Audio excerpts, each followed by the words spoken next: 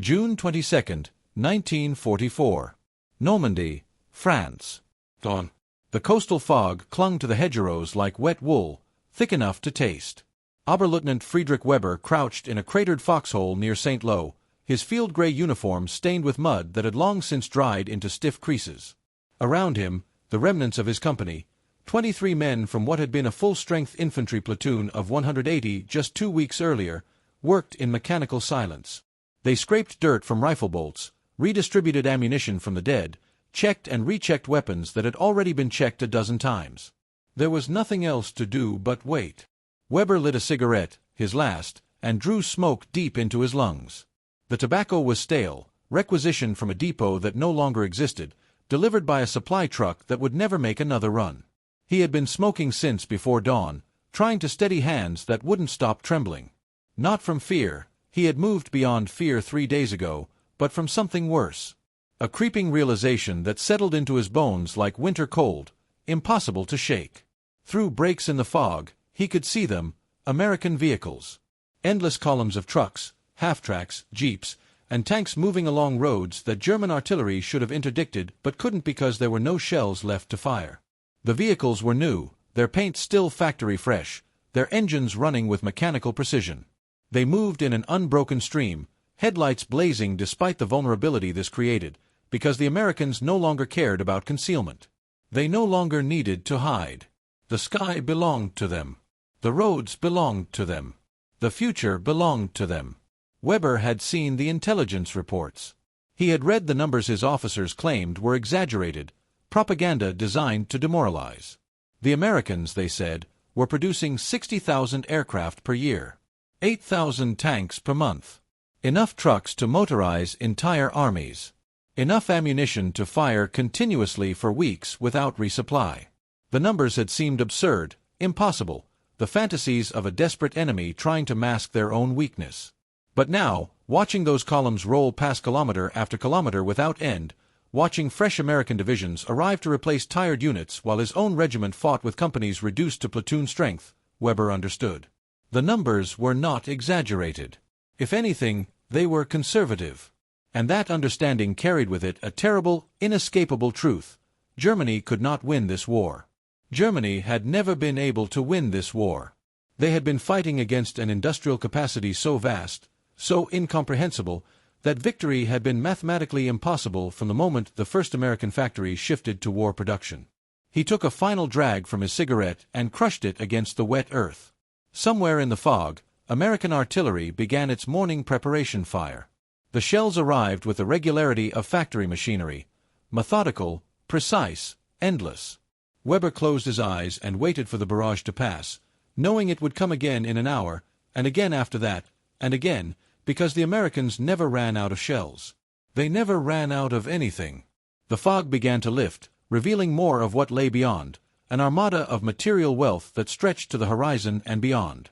The industrial mobilization of the United States during World War II represented a transformation of economic capacity so profound that even today, 8 decades later, its scope strains credibility.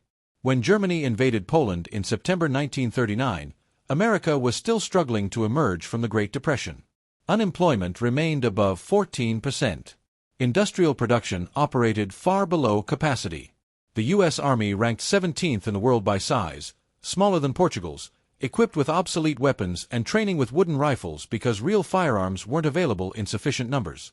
4 years later, by 1943, the United States had become what historians would later term the arsenal of democracy, a phrase coined by President Franklin Roosevelt in a fireside chat on December 29, 1940, but which understated the reality of what American industry would achieve. The numbers tell a story that statistics alone cannot fully convey. Between 1940 and 1945, American factories produced 300,000 aircraft, 89,000 tanks, 3 million machine guns, 193,000 artillery pieces, 2.4 million trucks, and 87,000 warships. The nation built more tonnage of shipping in 1943 alone than Japan constructed during the entire war. At peak production, American shipyards were launching a new Liberty ship, a 10,000-ton cargo vessel, every day. Henry J. Kaiser's Richmond Shipyard No. 2 set a record by completing one Liberty ship, the SS Robert E. Peary, in 4 days and 15 hours from keel laying to launch. These were not artisanal efforts. They were industrial processes scaled to continental dimensions, applying assembly line techniques pioneered in automotive manufacturing to the production of weapons. The Ford Motor Company's Willow Run plant, built specifically to manufacture B-24 Liberator bombers, stretched more than half a mile long and covered 3.5 million square feet of factory floor. At maximum capacity, Willow Run produced one complete four-engine bomber every 63 minutes. Workers at the plant, many of them women who had never held industrial jobs before Pearl Harbor, assembled aircraft using techniques borrowed directly from automobile production: standardized parts, sequential assembly, quality control at each station. The transformation occurred with a speed that suggested preparation, but America had not been prepared. The mobilization was improvised, chaotic, often wasteful, marked by competing priorities and bureaucratic conflicts. But it succeeded because of advantages that Germany and Japan could not match: vast natural resources, a continental industrial base beyond the reach of enemy bombers, a population of skilled workers, access to capital, and a political system that, for all its flaws, could mobilize consensus around total war effort. When American factories shifted from consumer goods to war production, they brought with them the organizational techniques and engineering innovations that had made America the world's leading industrial power. They applied these techniques to killing machines with the same systematic efficiency they had once applied to automobiles and refrigerators. For Germany, the implications were catastrophic. German military planning had been built on assumptions of quick, decisive victories, blitzkrieg campaigns that would overwhelm enemies before industrial capacity became relevant. Poland fell in 5 weeks. France fell in 6. These victories seemed to validate the strategy. Superior tactics and operational excellence could defeat numerically superior foes. But the Soviet Union did not fall, and Britain did not surrender, and by December 1941, when Germany declared war on the United States following Pearl Harbor, the strategic situation had transformed from a European conflict that Germany might win into a global war of attrition that Germany could not possibly survive. The German High Command understood this, at least intellectually. General George Thomas, head of the War Economy and Armaments Office, produced detailed reports outlining American industrial capacity and warning that a prolonged war against the United States was unwinnable. His reports were filed and largely ignored. The Nazi leadership, intoxicated by their own ideology and convinced of Aryan superiority, dismissed American capacity as irrelevant. They spoke contemptuously of a mongrel nation, weakened by democracy and racial mixing, incapable of matching German martial spirit and industrial efficiency. They believed, with absolute conviction, that American soldiers were soft, that American equipment was inferior, that American society would collapse under the strain of total war. They were catastrophically wrong. The first German soldiers to encounter American material abundance in overwhelming quantities were those who faced Operation Torch, the Allied invasion of North Africa in November 1942. German and Italian forces in Tunisia found themselves fighting not just against Allied tactics or superior numbers, but against a logistical system that seemed to operate by different rules than anything they had experienced. American units arrived with equipment in quantities that defied German comprehension: vehicles for every conceivable purpose, radios down to company level, abundant ammunition, fresh rations, medical supplies, replacement parts. General Lieutenant Fritz Bayerlein, Chief of Staff to Erwin Rommel during the North African campaign, later described the psychological impact in his post-war interrogations. The Americans had lorries and petrol. We had courage and training. In the end, lorries and petrol proved more decisive. When we destroyed an American tank, another appeared the next day. When we lost a tank, we could not replace it for weeks or months. When American vehicles broke down, they were abandoned because new ones would arrive soon. When our vehicles broke down, we stripped them for parts because we had nothing else. We were fighting an enemy who treated equipment as disposable, because to them it was disposable. This was incomprehensible to us. The word incomprehensible appears repeatedly in German accounts from soldiers who fought against American forces. They understood the tactical situation, they could count enemy units, assess dispositions, predict movements. But they could not comprehend the logistics that sustained those units. German doctrine emphasized efficiency, careful husbanding of resources, intricate supply calculations that balanced availability against operational needs. American doctrine seemed to dispense with such concerns entirely. If an operation required 1,000 trucks, America would deploy 1,500, because the surplus was available and redundancy was preferable to shortage. This abundance extended to individual soldiers. The standard American infantryman carried more equipment than his German counterpart. More ammunition, better rations, superior medical supplies, personal items that German soldiers considered luxuries. When German forces overran American positions, which happened frequently in the early engagements, they found caches of material that astonished them. Cigarettes by the carton, chocolate bars, coffee, canned fruits, white bread. German soldiers, subsisting on increasingly meager rations as their supply lines deteriorated, wrote letters home describing these discoveries in tones of wonder and resentment. One such letter, intercepted by Allied censors and preserved in military archives, was written by a Wehrmacht corporal identified only as H. Schroeder following a brief German counterattack that captured an American supply depot in Tunisia. "We found stores of food that could have fed our entire company for a month. They had abandoned it during their retreat, simply left it behind because more was coming. Tins of meat, real coffee, white flour, sugar, things we have not seen in Germany for 2 years. The Americans feed their soldiers like we fed ourselves in peacetime. How can we defeat an enemy who considers such abundance ordinary? How can we win when they can afford to waste more than we can afford to use?" The question was rhetorical, but the implied answer was clear. Material abundance translated directly into combat effectiveness. Well-fed soldiers fought better than hungry ones. Soldiers who knew that wounded comrades would receive immediate medical evacuation fought with less fear than those who knew that battlefield injuries often meant death from lack of treatment. Units that could maneuver freely because fuel was plentiful operated more effectively than units that conserved fuel and limited movement. Armies that could replace losses quickly maintained offensive momentum that armies dependent on careful conservation could not match. The invasion of Normandy in June 1944 represented the full manifestation of American industrial power applied to military operations. The scale of material preparation for Operation Overlord defied precedent. In the months leading up to the invasion, southern England became a massive storage depot for war material. American ports received an endless stream of cargo ships. 2.5 million tons of supplies arrived between January and June 1944, including 450,000 tons of ammunition, 300,000 vehicles, and supplies sufficient to sustain armies in combat for months without resupply from America. The logistics were staggering. The invasion required 6,939 naval vessels, including 4,126 landing craft. It required 11,000 aircraft. It required fuel pipelines to be laid across the English Channel, artificial harbors to be constructed and towed into position, communication networks to be established. Every element was meticulously planned, but the planning was only possible because American industry could deliver whatever quantities were required. When planners determined that artificial harbors, code-named mulberries, were necessary to sustain the invasion before French ports could be captured, American and British factories built them. When planners calculated that 2 million tons of supplies would be needed in the first 3 months, the supply chain delivered 2.5 million tons as insurance against disruption. For German defenders, the material reality of the invasion was overwhelming.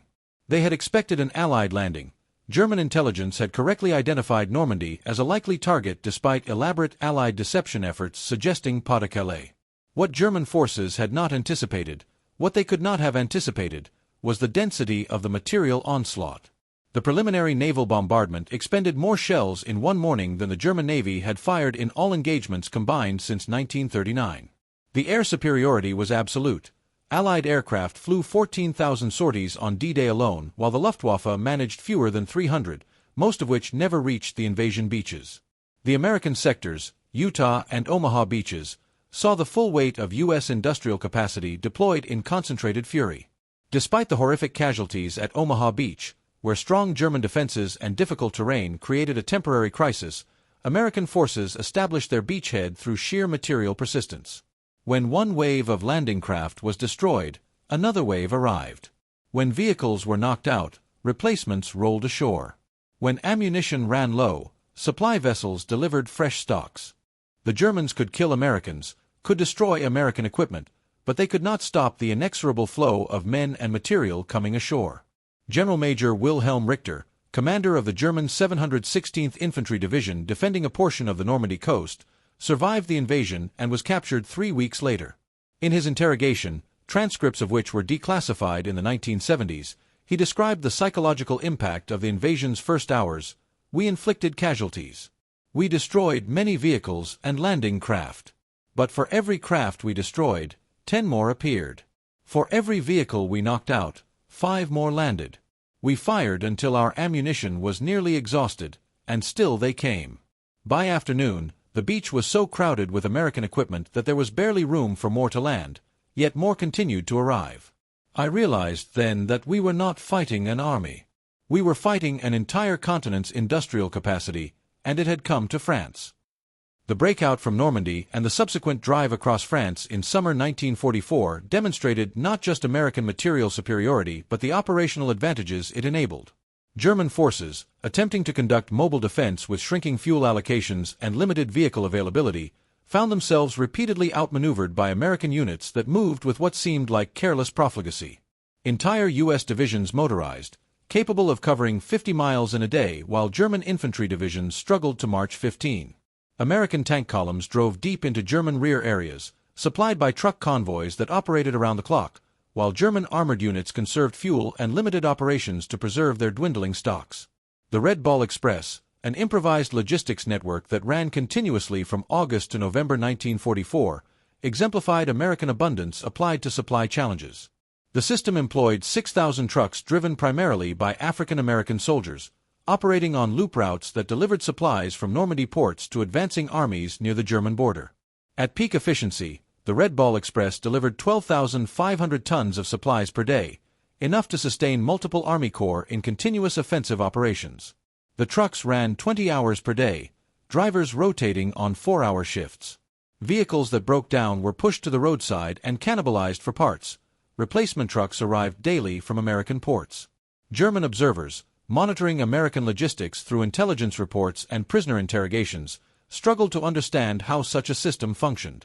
German logistics doctrine emphasized careful calculation, efficient use of limited resources, standardized procedures refined over years of military experience. The Red Ball Express appeared chaotic by these standards, improvised, wasteful, operationally inefficient. Trucks returned to rear areas empty when German doctrine would have demanded they carry salvage or wounded. Vehicles were abandoned when repairs would have required more than a few hours. Spare parts were used freely rather than carefully conserved. But the apparent waste masked underlying strength. The Red Ball Express could operate inefficiently because inefficiency didn't matter when resources were effectively unlimited. American logistics could absorb waste that would cripple German supply lines, could tolerate disruption that would halt German operations, could sustain a tempo of advance that German forces could not match even when they weren't retreating. This was warfare transformed by industrial abundance, not elegant, not efficient in conventional terms, but devastatingly effective. Major Hans von Luck, a German tank commander who fought against American forces from Normandy through the final collapse in 1945, captured this reality in his post-war memoir, "We could defeat the Americans tactically. Our tanks were superior. Our tactical doctrine was more sophisticated. Our soldiers were better trained.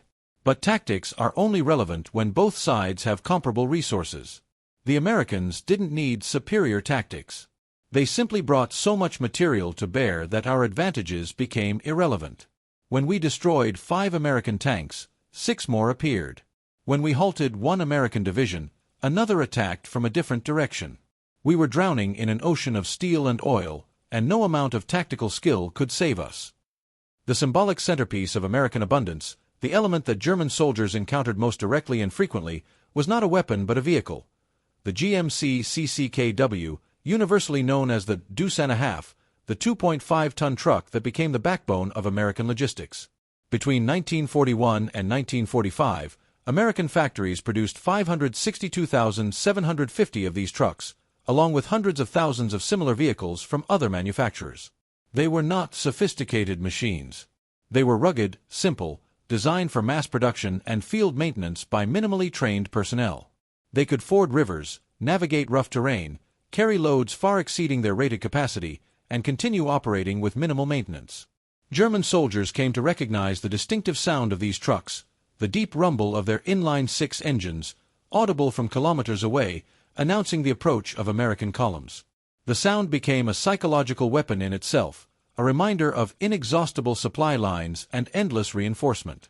When German positions heard that sound, they knew that American artillery would soon have ammunition, that American infantry would be fresh and well supplied, that any temporary German advantage would be erased by the arrival of more men, more fuel, more everything. The trucks appeared everywhere. They hauled ammunition to frontline artillery positions. They evacuated wounded to field hospitals. They transported infantry across liberated territory. They carried fuel, rations, replacement parts, mail from home, Coca-Cola and ice cream for rear area recreation. They were so numerous that American forces used them for tasks that German logistics officers would have considered frivolous: hauling dirt to repair roads, transporting captured enemy equipment that could have been left behind, moving individual soldiers who could have walked. When German forces captured American vehicles, they were astonished by their condition.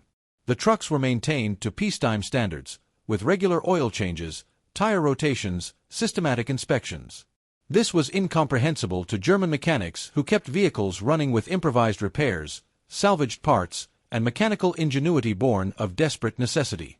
The Americans maintained their trucks not because each individual vehicle was precious, but because proper maintenance was easier than neglect when replacement parts and mechanics' time were abundant. A maintenance report from the German 116th Panzer Division, dated September 1944 and captured when the division surrendered in 1945, included an analysis of captured American vehicles.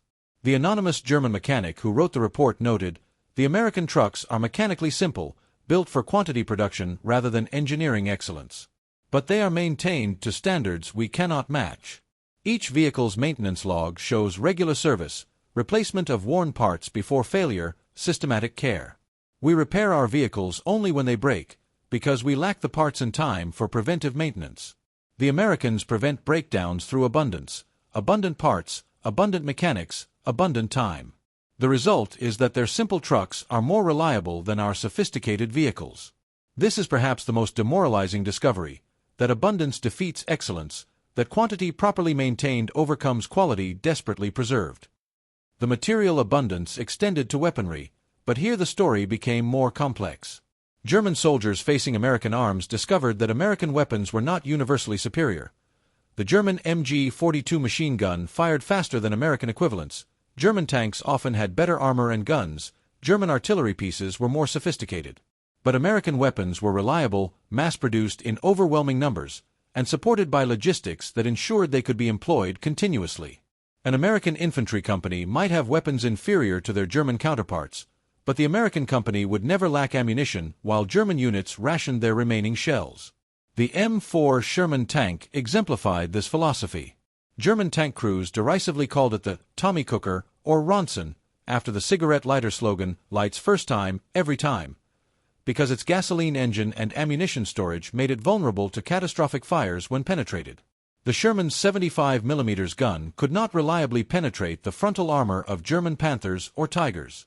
In one-on-one engagements, the Sherman was outmatched by late-war German armor. But there were never one-on-one engagements. There were 5-on-1 engagements, 10-on-1 engagements, overwhelming numerical superiority that compensated for qualitative disadvantages. American factories produced 49,234 Sherman tanks during the war. Germany produced approximately 6,000 Panthers and 1,347 Tigers. The mathematics were brutal and inescapable. German tanks could achieve favorable kill ratios and still lose through attrition. American tank units could absorb horrific casualties, receive replacement tanks within days, and continue offensive operations while German units, having won tactical victories, withdrew because they couldn't replace their own losses. Lieutenant Wilhelm Fischer, a Panther tank commander who survived the war despite being wounded 3 times, described the psychological toll of this numerical disparity in his oral history interview conducted in 1983. "In France, my crew destroyed 9 American tanks over 2 weeks of fighting. We were skilled, our tank was superior, we fought well. But we also watched our company's strength decline from 14 tanks to 4. When we destroyed American tanks, more appeared. When we lost German tanks, they were not replaced. Eventually, even though we were winning our individual battles, we were losing the campaign. We retreated not because the Americans defeated us tactically, but because we ran out of fuel, ammunition, and replacement crews.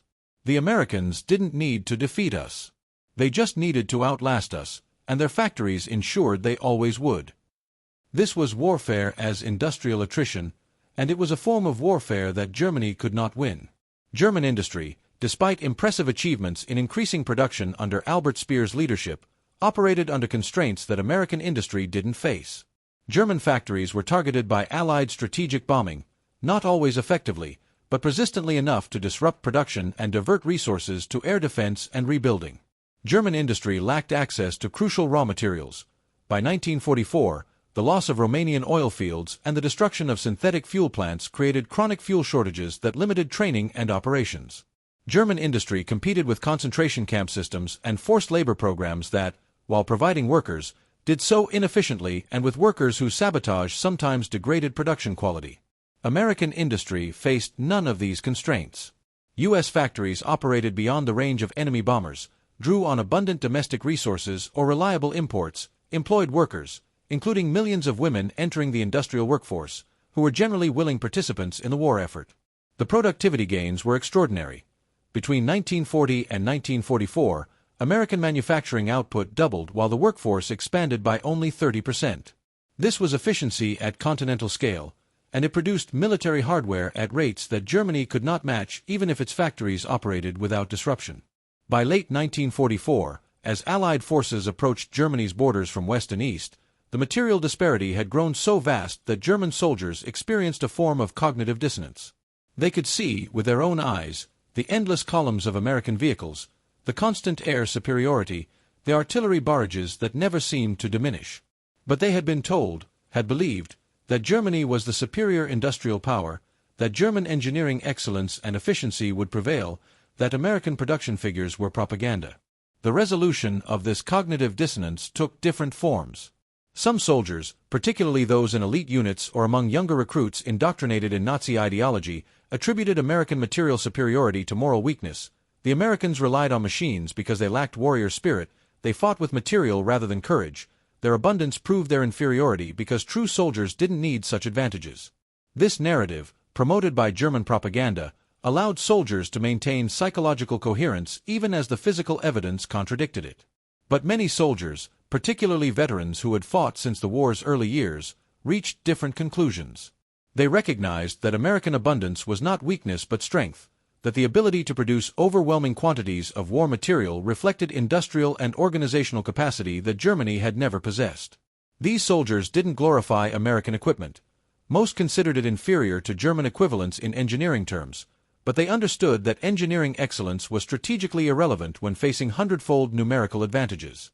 The letters and diaries from this period, many of which have been preserved in archives and published in post-war collections, reveal a widespread demoralization rooted not in cowardice but in rational assessment.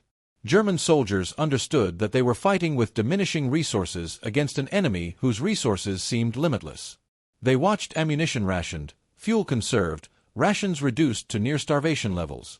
They saw American prisoners of war who were better fed than German frontline troops, American wounded evacuated by ambulance while German wounded waited days for horse-drawn carts or walked to aid stations. Oberstfreiter Ernst Bauer, an infantryman in the 352nd Volksgrenadier Division, wrote in his diary on December 10, 1944, just days before the Battle of the Bulge, "We are told that Germany will unveil new weapons, that secret technologies will turn the war. But even if these weapons exist, how will they be deployed? We have no fuel to move tanks, no trucks to transport supplies, no ammunition for sustained operations. Meanwhile, the Americans have everything. They shell us every morning with such regularity you could set your watch by it. They are never short of shells. Their aircraft fly whenever weather permits, and we cannot challenge them because we have no fuel for our own planes.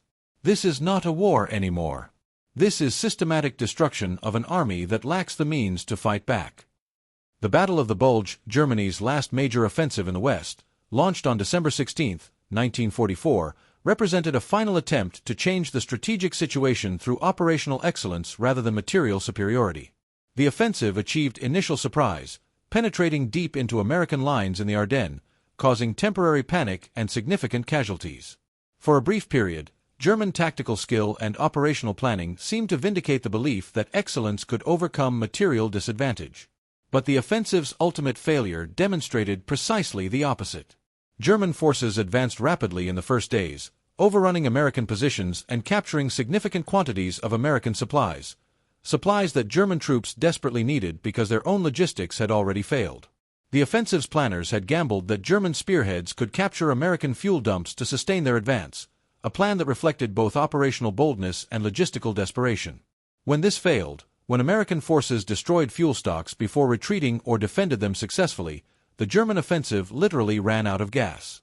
The American response showcased everything German forces had learned to fear about American abundance.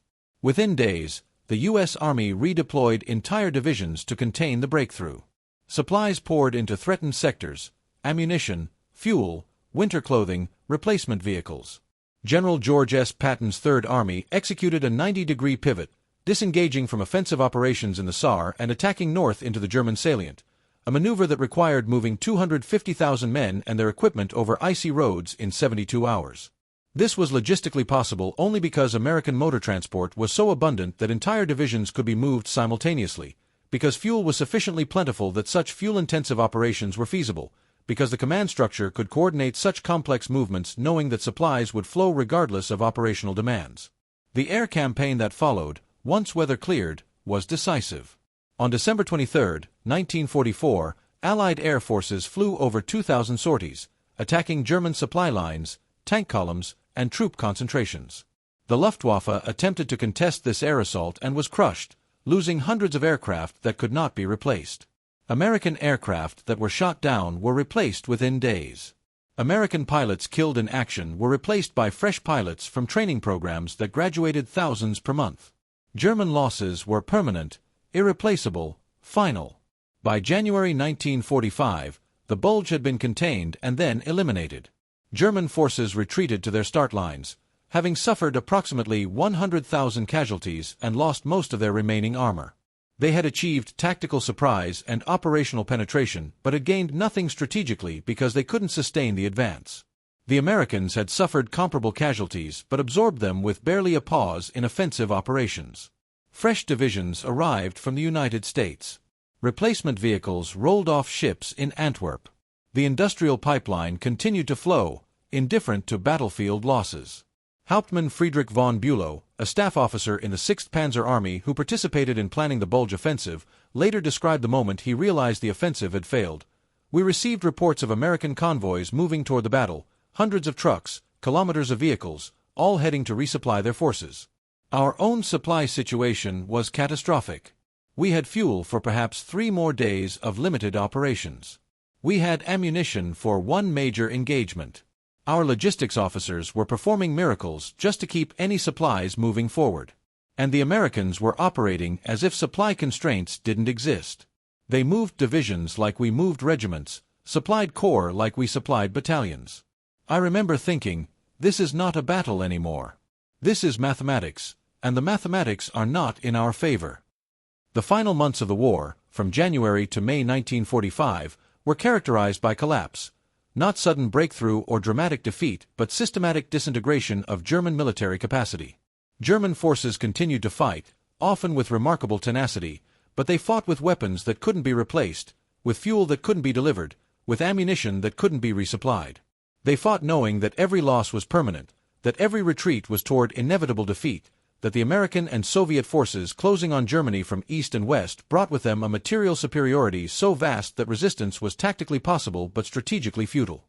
American forces advancing into Germany encountered destruction on scales that defied comprehension. Cities leveled by strategic bombing, industrial centers reduced to rubble, transportation networks destroyed beyond repair. But they also encountered German soldiers who, despite fighting in defense of their homeland, were increasingly demoralized by the evidence of what they faced. American units moved with fleets of vehicles. They advanced behind artillery barrages of such density that German defenders called them steel storms. They operated with air support so omnipresent that daytime movement for German forces became suicidal. The symbolic weight of American vehicles, those endless trucks, those ubiquitous jeeps, those columns of armor, became crushing psychological burden.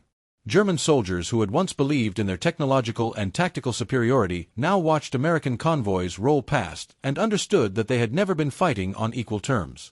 The war had been decided not at Stalingrad or Normandy, not in great battles where courage and skill mattered, but in the factories of Detroit and Pittsburgh, in the shipyards of California, in the aircraft plants of Seattle.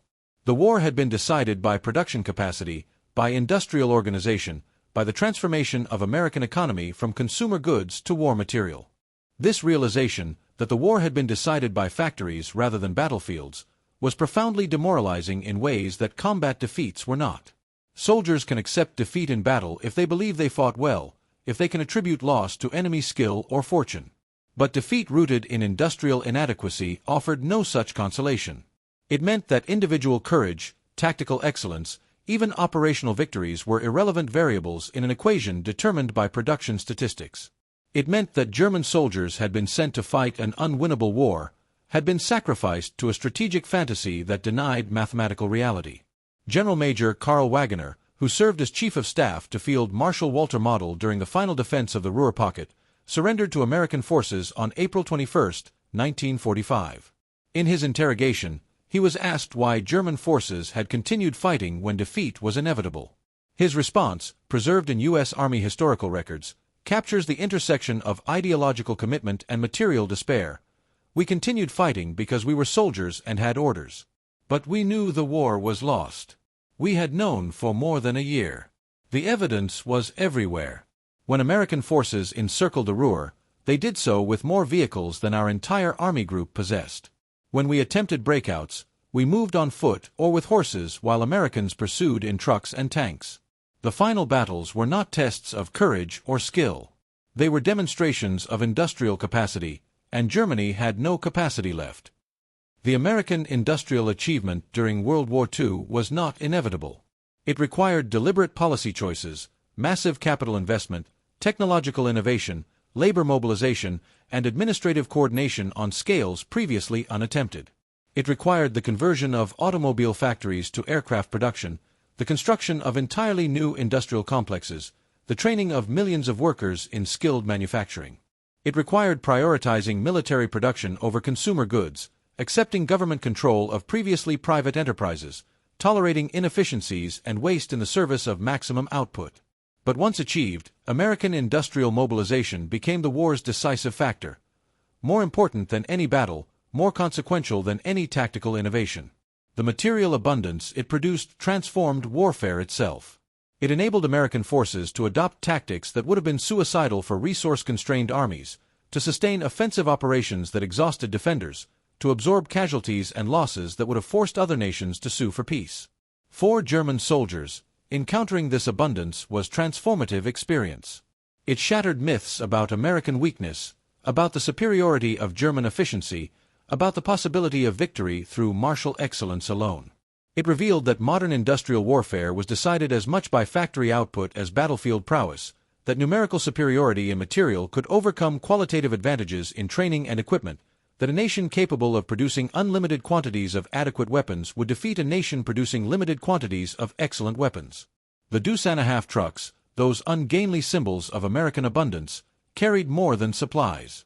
They carried a message that German soldiers learned to decode, that America's factories never slept, that production continued around the clock, that every destroyed vehicle would be replaced by two more, that the ocean of steel and oil was inexhaustible. The sound of their engines became the sound of inevitable defeat, the rumble of industrial capacity converted to military power, the mechanical rhythm of factories operating at continental scale. In the decades after the war, as historians analyzed Germany's defeat and veterans recorded their experiences, a consensus emerged around the centrality of American industrial production. German generals, writing their memoirs, consistently cited material superiority as the decisive Allied advantage. They pointed to specific battles where tactical victories had been negated by American ability to replace losses overnight, where operational successes had been reversed by the arrival of fresh American divisions equipped with vehicles and weapons from factories that never stopped production. There is a recording, made by U.S. Army historians in 1946, of a conversation between captured German officers at a POW camp in Colorado. The officers, unaware they were being recorded for intelligence purposes, discussed the war with a candor they never showed in official interrogations. One exchange, between two former Panzer commanders, is particularly revealing. The first officer describes a battle in France where his unit destroyed 23 American tanks in a single engagement. The second officer responds, "And how many American tanks attacked the next day?" The first officer pauses, then answers, "More than we destroyed. Always more than we destroyed." This was the essential reality of the war in the West. Germany could win battles and still lose the campaign because America could replace losses faster than Germany could inflict them. The mathematical inevitability of this equation was understood by German soldiers long before their leadership acknowledged it publicly. By 1944, frontline troops knew they were fighting for time rather than victory, delaying defeat rather than achieving triumph. The question was not whether Germany would lose, but when, and how much of Germany would be destroyed in the interval. The American abundance that made this defeat inevitable was not merely quantitative. It reflected qualitative differences in how the two societies approached warfare. American production emphasized standardization, interchangeability, mass production, values derived from commercial manufacturing. German production emphasized precision, customization, artisanal quality, values derived from engineering traditions. Both approaches had merits, but in total war, the American approach proved vastly more effective. Standardized parts meant that repairs could be performed rapidly in field conditions. Mass production meant that losses could be replaced quickly. Interchangeability meant that logistics could be simplified and supply chains could operate efficiently. The philosophical difference extended to how each side treated equipment. Americans viewed weapons as disposable tools, to be used hard and replaced when worn out or damaged. Germans viewed weapons as valuable assets, to be carefully maintained and preserved as long as possible. Neither view was inherently superior, but American abundance made their approach viable while German scarcity made their approach necessary.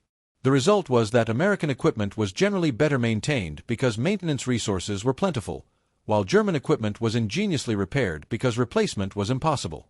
The factories that produced American military might operated on scales difficult to visualize.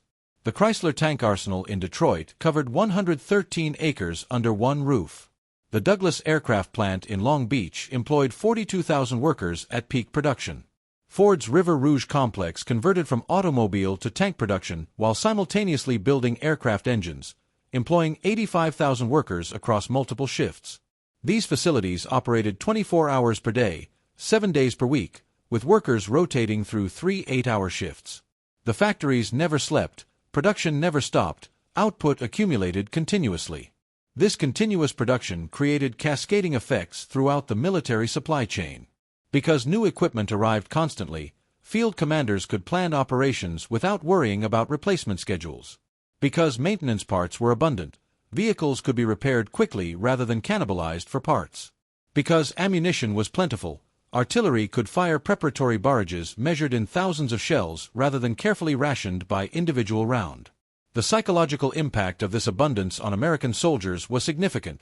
They fought with confidence that they would be supported, supplied, and evacuated if wounded. For German soldiers, the contrast was stark and demoralizing. They fought knowing that supplies were scarce, that wounded often died for lack of medical care, that destroyed equipment could not be replaced. They saw American material abundance directly whenever they encountered American positions, captured American equipment, or interrogated American prisoners. The evidence was inescapable. They were fighting an enemy who possessed advantages they could not overcome through courage or skill alone. The strategic implications were understood by perceptive observers even during the war itself. German intelligence officers, analyzing American production statistics and logistical capabilities, produced reports warning that Germany could not win a prolonged war of attrition. These reports were often dismissed by Nazi leadership as defeatist, their authors sometimes relieved of command or worse. But the mathematics were undeniable, and they became more undeniable with each passing month as American production accelerated and German capacity declined. By war's end, American factories had produced military equipment sufficient to supply not only U.S. forces but significant portions of Allied armies. Through Lend-Lease programs, American production sustained Soviet forces on the Eastern Front, British forces in Europe and Asia, Chinese forces fighting Japan, and numerous smaller Allied nations. The United States equipped armies fighting on every continent, supplied navies operating in every ocean, provided aircraft for air forces worldwide. This was industrial capacity at planetary scale, and it represented a form of power that Germany had never possessed and could never match. Standing today in the remains of German fortifications along the Siegfried Line, one can still see the physical evidence of that final confrontation between industrial abundance and tactical excellence. The concrete bunkers remain, many of them still showing the pockmarks of American artillery shells. The anti-tank obstacles stretch across fields now returned to peaceful agriculture. The defensive positions, carefully sited and expertly constructed, represent German military engineering at its finest. But they didn't matter. The bunkers were bypassed, the obstacles bulldozed, the defensive lines penetrated and overwhelmed by the material weight of American offensives. The fortifications could slow American advances but not stop them, could inflict casualties but not prevent breakthrough, could demonstrate German tactical skill but not compensate for industrial inadequacy. They stand as monuments to a truth that German soldiers learned through bitter experience, that in modern industrial warfare, material abundance defeats tactical excellence, that quantity properly employed overwhelms quality insufficiently supplied, that factories matter more than fortifications. The lesson extends beyond World War II. It speaks to fundamental characteristics of industrial warfare, to the relationship between economic capacity and military power, to the reality that nations fight not only with armies but with entire economies converted to war production. Germany lost World War II in the factories of the Ruhr and Saxony, in the oil fields of Romania, in the raw material sources of Eastern Europe, all of which proved insufficient to match American industrial output operating beyond the reach of German power.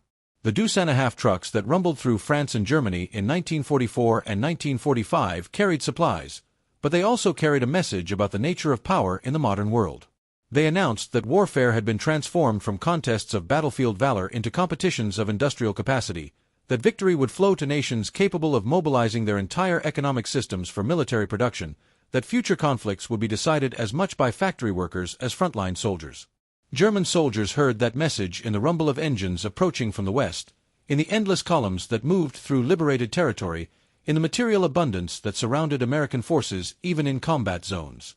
They heard it and understood, often before their leaders would acknowledge it, that they were fighting an enemy they could never defeat because that enemy commanded resources that Germany could never match. The factories never slept, the production never stopped, and the mathematical reality of industrial warfare admitted no exception for courage, skill, or determination.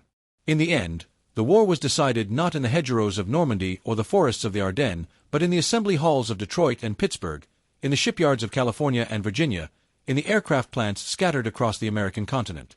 It was decided by workers, men and women, black and white, immigrant and native-born, who built weapons with the same systematic efficiency that had once built automobiles and washing machines. It was decided by an economic system that, for all its flaws and inequalities, could mobilize resources at scales that totalitarian Germany could not match.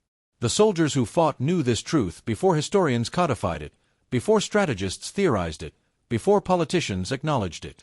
They knew it from experience, from watching American convoys that never ended, from facing artillery barrages that never diminished, from counting enemy aircraft that darkened the sky while their own air force starved for fuel.